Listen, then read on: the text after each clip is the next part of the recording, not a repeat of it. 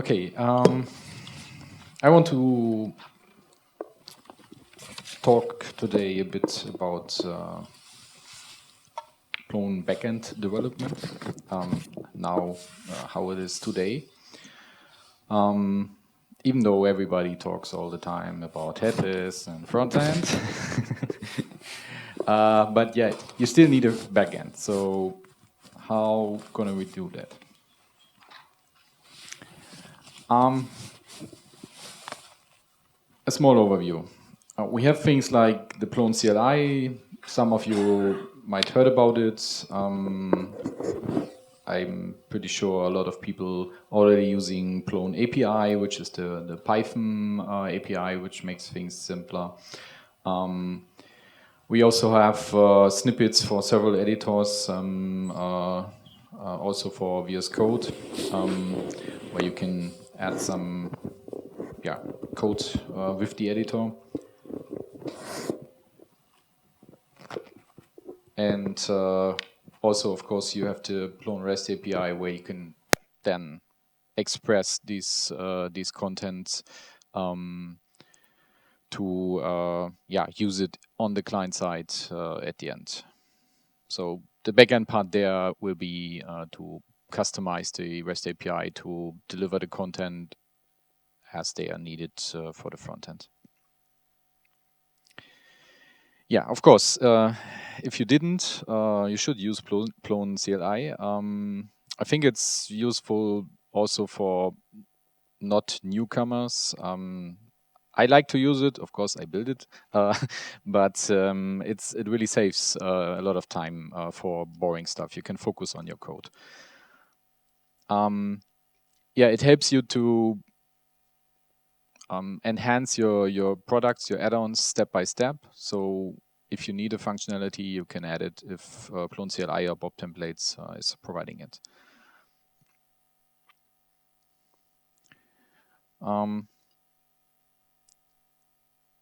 This is just a small demo. So we have a lot of templates already. You can also always check the version number with the minus capital V so that you see which version of Plone CLI and Bob templates you are using, and then you can create your package.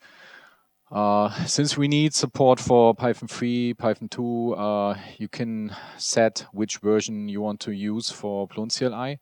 That's mainly used for like creating a local virtual environment so for testing. And you can always change that and just run Plone CLI build, and it will recreate the virtual environment, install the requirements.txt, run build out, and then your setup is on Python 2 or Python 3.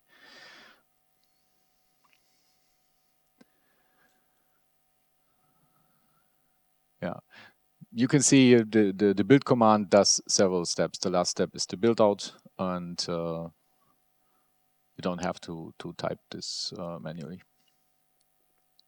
but you still can, of course.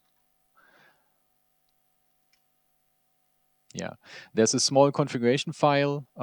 This is also the first step when you want to migrate an older package to be compatible with Plone CLI. You just create this file. This is the way how Plone CLI finds the package root. But you have also some settings there, and this you can use to this Plone CLI and the add-ons will, and the subtemplates will use to make decisions then later.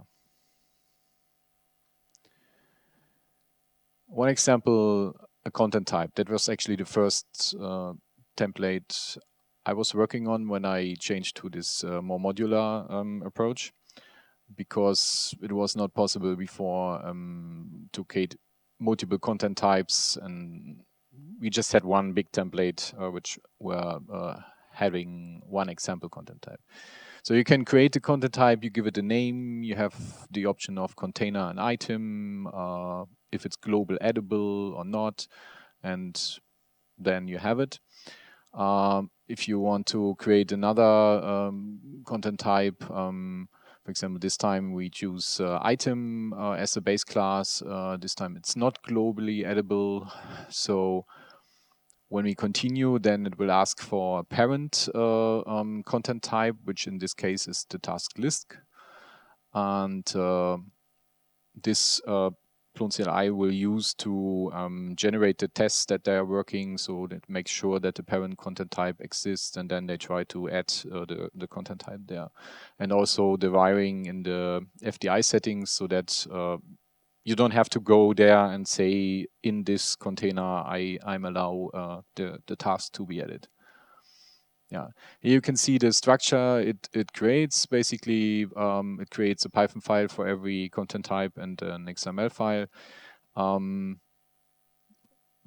Depending on the question of you want to use the XML for or not, we could clean that up, but it's not. It doesn't hurt anybody. You can delete it if you don't want to go that way, or if you say you want to use the supermodel, then you can basically write it in XML or do it through the web and export the XML after you created your schema.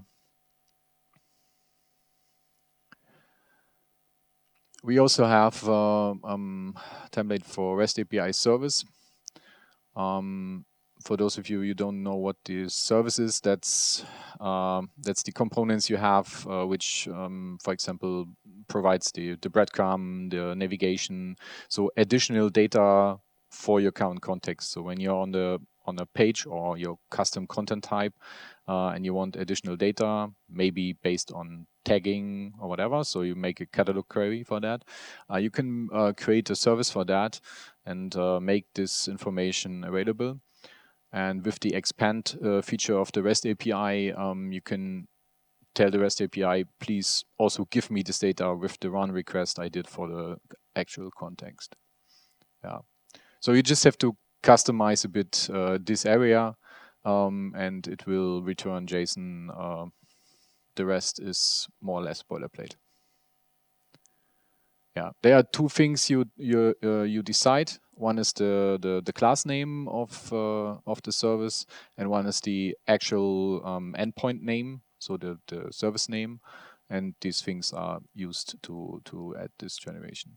There's another template coming for serializers. Serialize are you using to change the way how the REST API returns your values. So for example, if for vocabularies, I did that once because earlier versions of the REST API were just giving you the token, and you want the title and the token and not ask again for this from the client. So you can change the ways how things are returned to you. There's another one which is fairly new. So there might be some bugs. I just found one. But this will help you to easily generate upgrade steps. What we're doing here is basically generate a profile for every upgrade step. This is similar to what Plone does in Plone App Upgrades in the core package. We will also provide the Python file, and we will also auto increment the version number, so you don't forget to update or increment the version number in the metadata XML. And yeah, if you don't need something, you can always ignore it. So if you don't have Python code to write for your upgrade step because the generic setup import is enough, then you're fine. If not, then you can use the Python file and do, for example, an re-indexing after you imported the profile. Yeah. So basically, you get a file like this for every upgrade step automatically, and this includes a folder where you can put profiles, like when registry XML or catalog XML, like I do here in the example.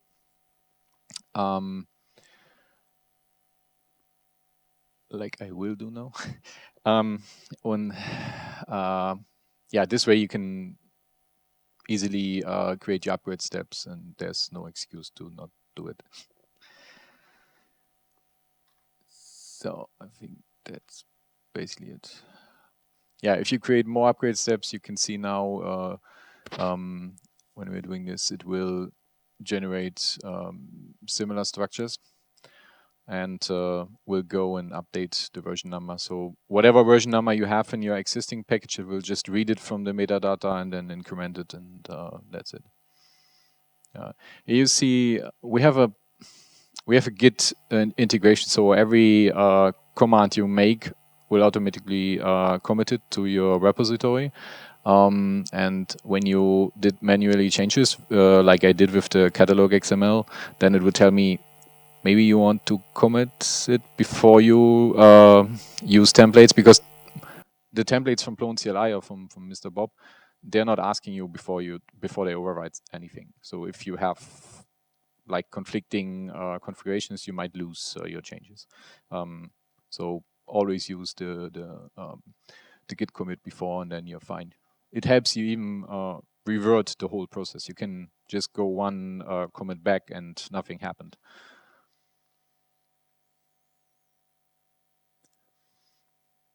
Yeah.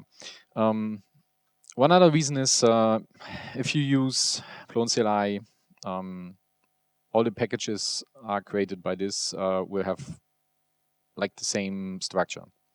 That makes it easy to find things. The ideas here are everything has its own folder. So if you create behaviors, they are in behaviors folder. If you create content, like content types, they are content.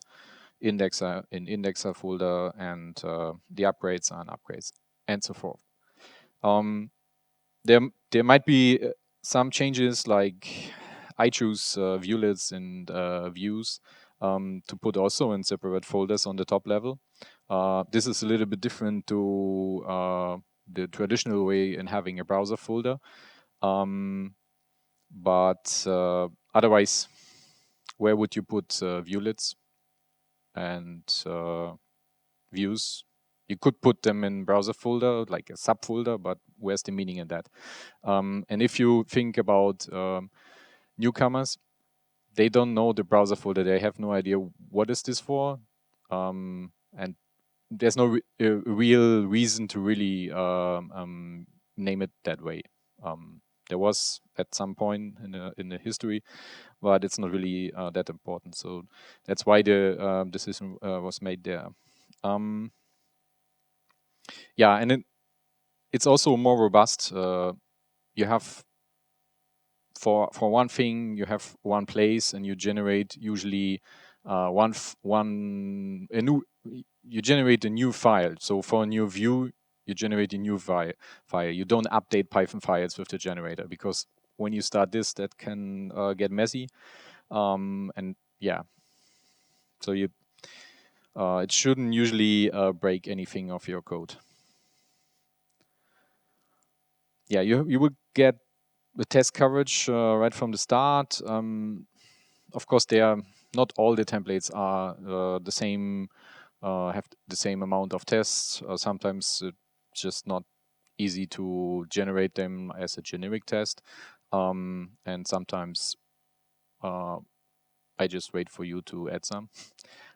So there's a bit room for improvement, but the whole structure is there, so you can go and also bring your opinions in and say, yeah, we should use this way, or recently we decided to rewrite some tests so that we use more the Plone API instead of using get multi-adapter to get the view, to test the view, and things like that.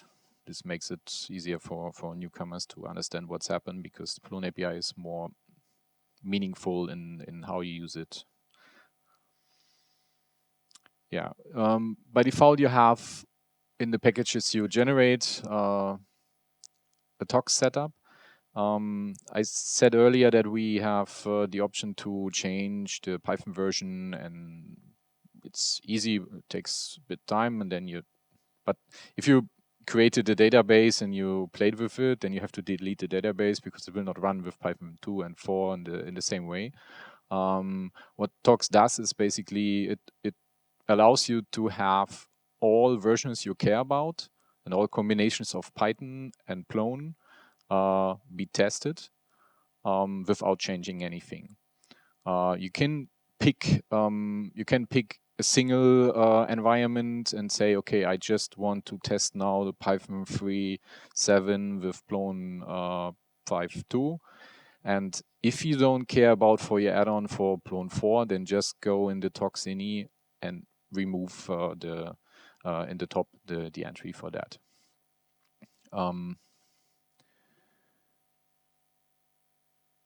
Yeah, this is just you can run all these things in parallel too. So if you run Tox in the parallel mode, it will use all your CPUs and like burn it down. So it goes as fast as your CPU power is. And at the end, you have a summary of that, and you see that.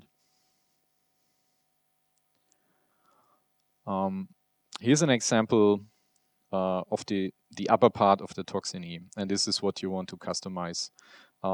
It's basically saying, let's say the second line, for example, it says this is only for Python 2.7. And then there will be generated two environments. One is Plone 4.3 and one is 5.1. And from the third line, we will have a version with Python 2.7 with Plone 5.2 and the version with 3.7 and Plone 2. So if you go and say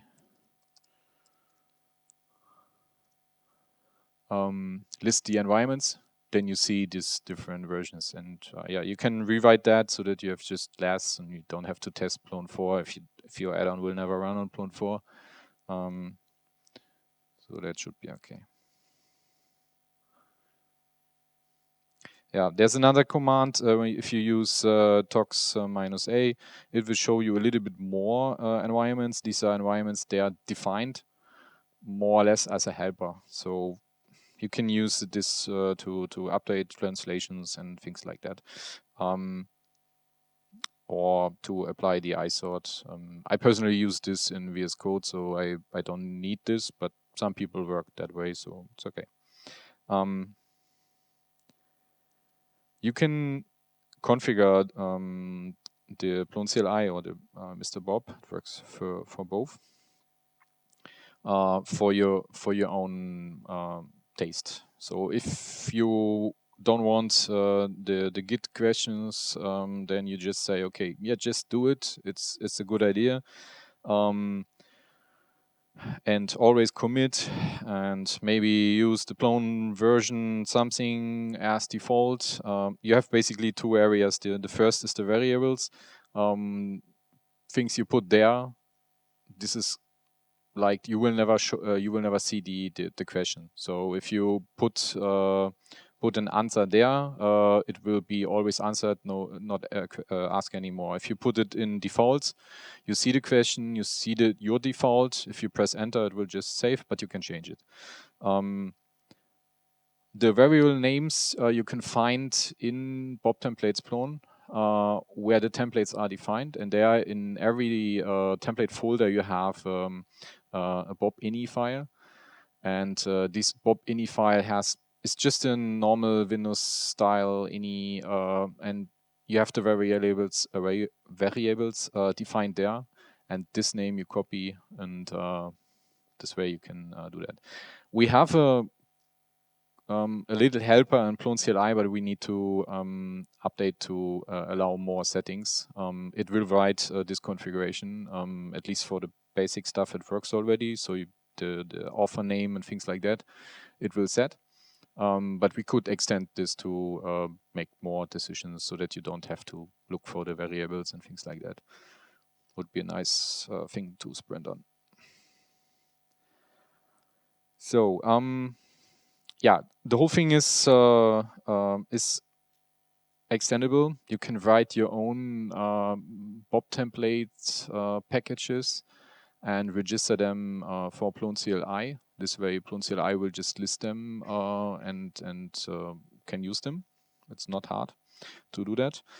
This is useful if you have ideas for packages which are maybe customer related, or your company way of doing things is different and you want to have some of the templates in your own flavor, or if you do things which are not like necessary for the main development, but we had the thing like for migrations, so we can create multiple packages and make them all work with Plone CLI.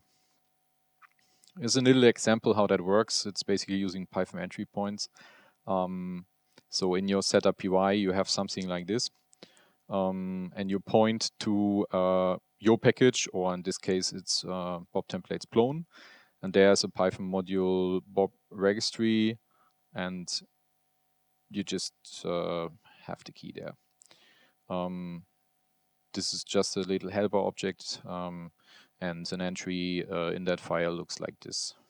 This is the main Plone add-on in this case. You have a Plone CLI alias, so because we don't want to type all the time Plone add-on because we're using the Plone CLI, so it's clear we want something related to Plone, not to Pyramid.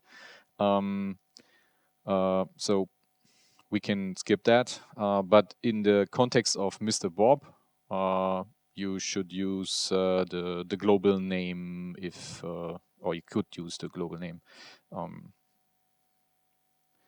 So you can always say this template depends on Plone add-on, because all the sub-templates, they expect a certain structure and some files to be there. So usually you create your add-on with the add-on template, and after that you can use all the subcommands. It's not that hard to upgrade your existing if you at some point created your content types. I just did that with the Easy Newsletter, for example. We have a chapter to upgrade existing codes in the documentation of Bob templates Plone. If you have question there, just ping me or one of the others, and we will fulfill this. Yeah, I mentioned a small plugin for VS Code. You can just install it like every other VS Code add-on with the extensions. Then you just write Plone, and after that you write something like text line field, and then you can jump around, fill it out, and make also the settings for requirement, if it's required or not. We have basically all common fields in Python and also for the supermodel, so you can use this in the XML or in the Python file. There are also some other settings for the registry XML, for example, some of these big chunks of registry thingies. They are also good things to put in the snippets. Yeah. There's still one bug here, because it should replace the name when you start writing. It doesn't do that when you have like multiple times, but I already opened the issue there. Yeah, I mentioned Plone API. It has a really good documentation. It really makes sense. So if you have people to onboard and start with, we really should use this as much as we can. Just because you can read it and you just understand what's happening. So this helps a lot. And the other reason is when there will be a change in the future under the hood, it's not your problem. You just use the Plone API, and the Plone API will use the new way of doing things. So your code is probably also more robust than using some internal methods from CMF clone or from whatever. Some ideas for the future. There's some things like views, for example. You can register a view to just appear on certain contexts or under certain interfaces and for viewlets too. This is by default already there, and you have to go in the ZCML file and just change the interface. But it would be nice to have some common options, like all the standard content types could be listed there, and you can say, okay, I want this on pages by default, or your own content types which you earlier created could be listed there, something like that. For REST API, I work already on the serializer. Another thing would be the deserializer, which is the other way around. When you send data to the REST API in a certain way, and you want the REST API to understand your data better, then you can create that. Maybe you have some special data from an application you cannot really change, or it's just not that common, so that you want to do some conversions there. Yes, graphical UI, but just a minimal. For doing things like selecting content types or interfaces, also these give me the parent content type. We could just select all the containerish content types from standard Plone and from our package. And this would be already helpful. So you can just select it instead of remember and retype it. But to do that, we need a change in the user interface, and that means we have to change Mr. Bob itself. I have ideas for that. There are some libraries which work cross-platform and allow you just in that moment to have a drop down or things like that. But for that, we have to go upstream before we can use this in Bob templates, Plone, and Plone CLI. For VS Code, I wish we would have a better Plone API auto-completion at least. It's not working that great when you import Plone API like normally people would do from Plone import API and then use it like API content find.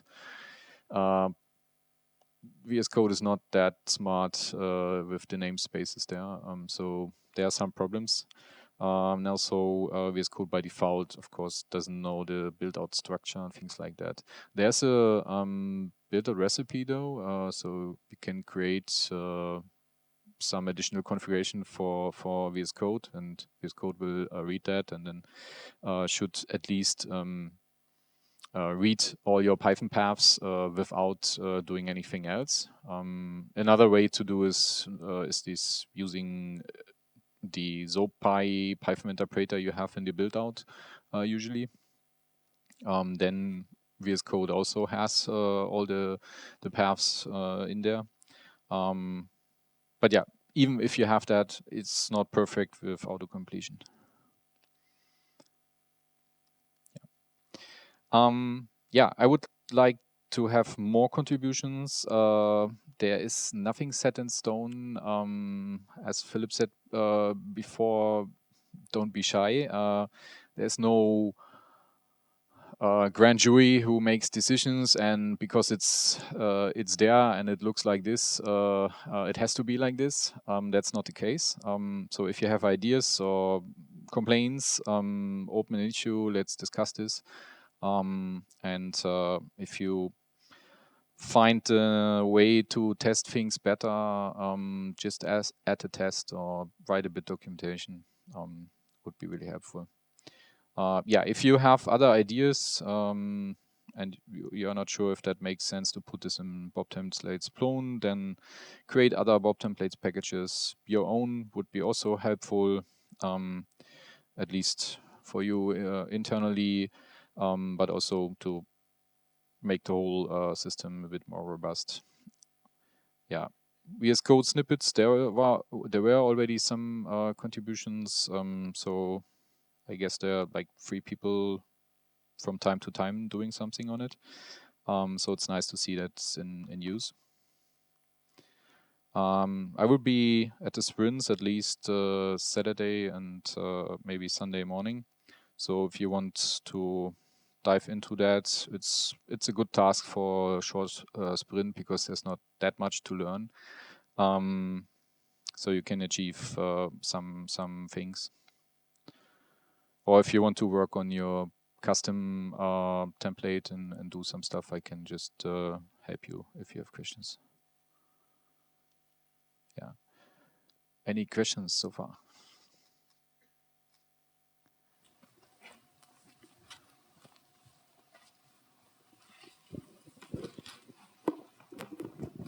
Hi, is there a Bob template that can create a Bob template?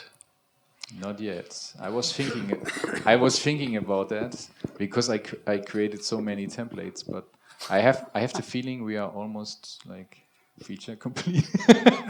I don't know if it makes sense. It should be possible because what you usually do is you create one Python file and one folder and a bit of structure. We could do that. It's still you have to write a bit of Python for sure because what we are doing with configuration files, usually we pass them XML files or XML files. We just pass, and to keep the format, we don't write them out as XML because the formatting would be different then. So ZCML files usually have still a line like earlier, like your custom stuff comes here, so that's a marker. It should stay there. And but we pass XML, so we find out if we need to add something, and if we have to, we insert it after the marker. So that's the way, and this is like some Python functions. They get called from Mr. Bob. Yeah, and usually depending on what template you build, you have to adjust the parts, the variables you create or define in the pre-renderer section. So there's a method pre-renderer, it's called, and there's some stuff is always the same, but things like, I don't know, you have the question upgrade step name or upgrade step title, and you want to use this somehow as a variable, then you do your initialization there, and later in the templates or in the file names or folder names you can use that. So that's the work you have always to do, but the structure might be useful. Yeah. Any other question?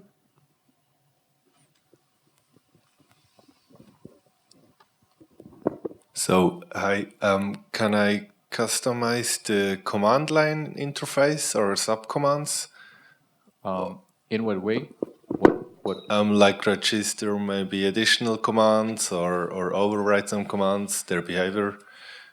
I mean, Plone CLI itself is just a Python package. So if you have ideas which are generally useful, then we can add them.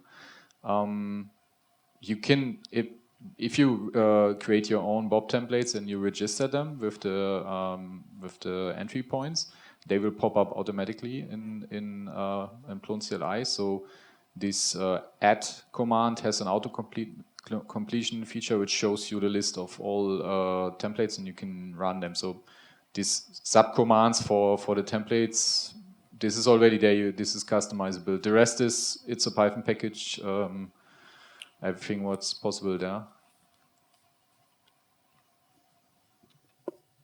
Any other one? Then I have one question. Who of you is beginner, or like in a beginning phase? No. Who is onboarding people from time to time? A couple. So if you are using already Plone CLI for that, or most of them not. So give it a try. I think it's easier to understand and to you don't have to know all the things. You just create what you want to do. Somebody told you you have to create a view for that, and good luck by trying to find the documentation. That's sometimes really hurtful, even though you know what to search for, but it's not easy. And with a tool like this, you can just start and then look, okay, it works, and then adjust it. That's way better for beginners. When I started way back then, we had something like this with Zobscale and archetypes support, so you could do similar things, and this was really helpful. So give it a try, and please also give feedback how that went and what we can do to improve it. Okay, thank you. Thank you.